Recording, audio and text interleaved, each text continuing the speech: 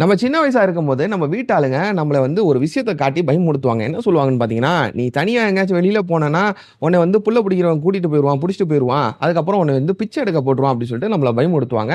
அதே மாரி ஒரு சம்பவம் ஒரு 26 வயசு பையனுக்கு நடந்திருக்குன்னு சொன்னா நீங்க நம்புவீங்களா?